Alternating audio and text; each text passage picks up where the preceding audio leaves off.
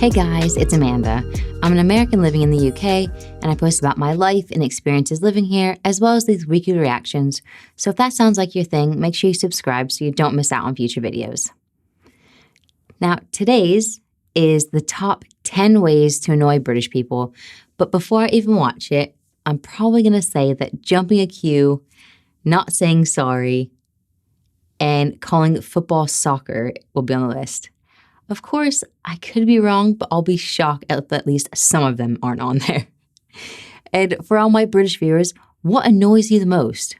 Or what do you think will be included in this top 10? Remember, if you enjoy the video, don't forget to hit that little thumbs up, as it really does help support the channel. Can I freshen anyone's drinks? Sure, bro. I'll have a vodka and coffee. Hold the salt. Whiskey! Welcome to Watch Mojo UK, and today we'll be counting down our picks for the top 10 ways to instantly annoy British people. Before we begin, we publish new content every day, so be sure to subscribe to our channel and ring the bell to get notified about our latest videos. For this list, we've tapped into the great British psyche to uncover what winds us up most. I may appear completely calm, however. Inwardly, I am in fact working out exactly how I'm going to kill you, and this time I will kill you, I shit thee nay!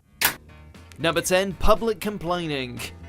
When things go wrong, it's fine to feel miffed, but that's as far as it should go.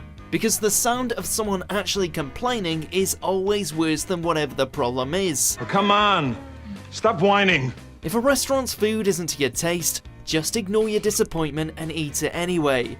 If you're late for work because the trains are delayed, then simple, subtle sarcasm is more than sufficient. No one likes a smart ass, even when they're right. So don't be that guy. This is an insult to our intelligence. Shut your mouth. Number 9. I actually talked about this in one of my other videos, and I had loads of comments from you guys, especially about complaining in restaurants. It seems to be more of like a generational thing. It's more acceptable nowadays if your food isn't right. But you must never, ever, ever make a scene or be rude in any way, which I personally think is a given. There's no excuse for bad manners. However, a lot of you also said that you would never complain because you never know what your food will come back with, which is pretty gross. I have a feeling that a lot of these are going to be generalizations, so they won't apply to every single British person out there. Pub etiquette. Despite our reputation, we Brits aren't all pub-obsessed alcoholics. But if you are settled in for a shandy or two, then please God pay your way.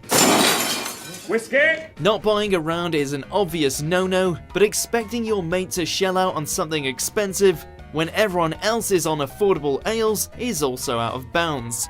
We'll do it, but we're not happy about it. Only you won't know we're annoyed because we won't complain about it, obviously. And if you are at the bar, then no blatant queue jumping. Some stereotypes exist for a reason. Cheers. Number 8. Small. I interrupt this video for a quick announcement. I've officially launched my second channel, Amanda Ray ASMR. I'll put a link in the description. If that sounds like your thing, then I really appreciate you heading over to check it out and hit that subscribe button, as it really does help the channel grow. Back to the main event. First, I want to point out that whoever made this video loves Toast of London, clearly.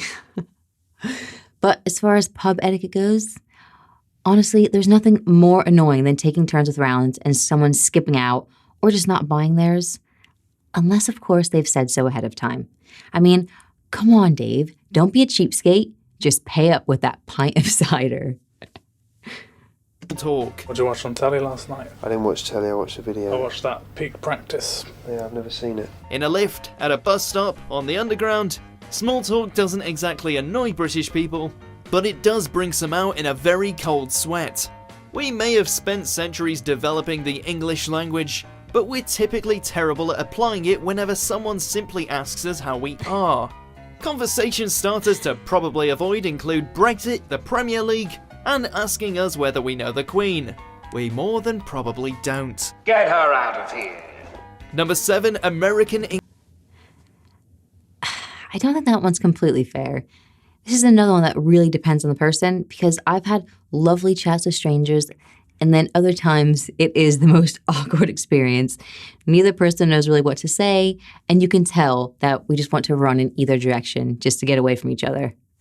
English. Not only is this man a non-member, he is also an American. Any Brit with a computer knows the niggly annoyance of that squiggly red line underlying the word colour because you spell it with a U. Yes, you can change your settings, but that doesn't excuse stateside spelling for wrecking the word in the first place. Got a problem with that? The development and fluidity of language is clearly a good thing, helping us to express ourselves with ever-increasing variety and vivacity, but how and why has anything been improved by the misguided mangling of the word football? The focus on feet is kinda key. Number 6, imitating. I told you it was going to be on there. I've had so many people say how annoying the word soccer is. And to be honest, I'm not 100% sure why. I mean, why does it wind some British people up? If you know, please put it in the comments. The accent. Oh, what, ladies and gents, comical poem, suitable for the occasion. Because there's way more to it than just posh and cockney. Got cockney neck. I've been speaking too much cockney and it's done my blooming neck in. But thanks to shows like Downton Abbey and The Crown, half of the world seems to think it necessary to roll out their best Queen's English as if it'll impress us. Spankers and mash, sir. Bubbles and squeak. Smoked eel pie, sir. Haggis! That's it! But newsflash, it doesn't. It's just annoying. Same goes for the constant cringy attempts at a London accent, which somehow blend Dick Van Dyke with Popeye. What he's famous for is punctuality. The whole world takes its time from Greenwich, but Greenwich, they say, takes its time. Please stop. It hurts our ears. Number 5, moaning about the menu. One. If that is the case, I've probably annoyed quite a few of you, as I have tried different accents in some other videos. I mean, I'm absolutely awful at them, if that makes it any better. I don't know. But Dick Van Dyke is brilliant. I love his accent. North, south. Well, I think we're just out of Waldorf. Sure, we're not exactly Italy when it comes to cuisine, but the go-to branding of British food as bland is getting pretty boring now. Most critics accept that throughout the 50s, 60s and 70s, UK dishes left a little to be desired, but it's all changed in recent times, and today's food and drink options are extensive and actually quite exciting. Anyone who says otherwise has either never been here or they've never had a proper Yorkshire pudding. That beautiful little thing that you can put gravy in. Number 4, keep calm poster. Like you said, I do think it is a thing of the past, because I have heard some people say that, and then when I moved here, I love the food. I mean, Yorkshire puddings, bangers and mash, roast dinner, eat mess. There's so many good foods, so I think that's ridiculous as well. A Second World War slogan turned into a mid-noughties fashion statement. The keep calm craze has gone global, and don't we know it? Briefing. The poster's prolific overuse in popular culture and worldwide tourism has spawned t-shirts, tea towels, mugs, magnets, slippers, snow globes, biscuit tins, and boxer shorts, all emblazoned with an increasingly insipid instruction to keep calm and do something.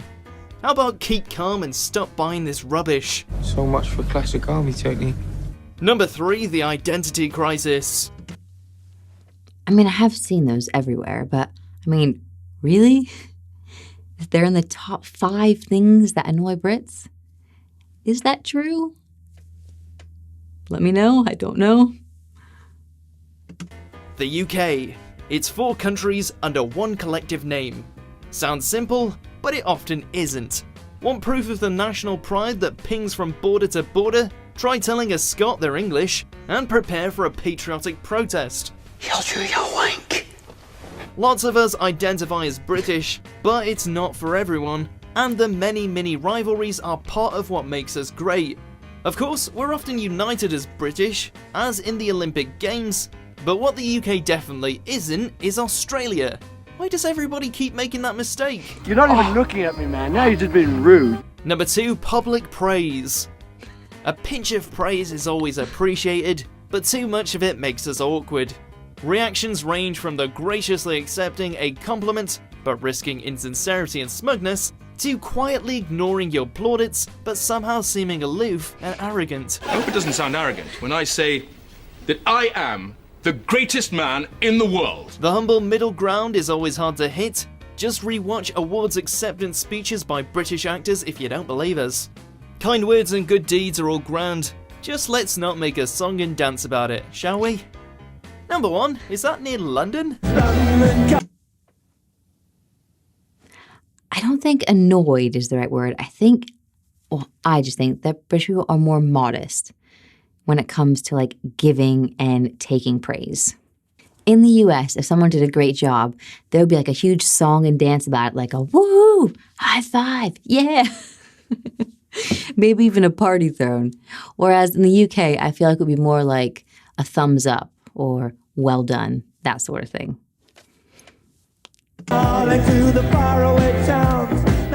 Okay, we get it. Britain's not as big as America, but that doesn't mean that London is all there is. Sure, it's a cracking city, but if you live in the Scottish Highlands, for example, you might never have been. So when non-Brits seem confused when they ask you where you're from, and you say something other than the L word, it is pretty irritating. The Lake District isn't some London suburb, you know. The Brecon Beacons are worlds away from Leicester Square, and Cornwall is very far from Whitehall. That one is definitely true. I mean, and rightly so. London is not the whole of the UK or of England. It's just one part. And I think a lot of times foreigners, myself included before I moved here, would instantly think of London when anyone mentioned the UK because that's usually what's the city that's portrayed in like films and things. And as many of you know, we don't get a lot of British TV and films, so our knowledge is very limited. Now, I'm not sure that's the case with other countries, but I think it is with the US. I can see why some of these were on the list, and some others I thought were a bit silly. But like most of these videos, they're massive generalizations. I'd be curious to hear from you guys and what your thoughts are. Do you agree? Do you disagree? Would you add anything to our top 10? Let me know in the comments. And as always, if you haven't already, please subscribe to my channel, smash that like button if that's what you're into, and I'll see you in the next video.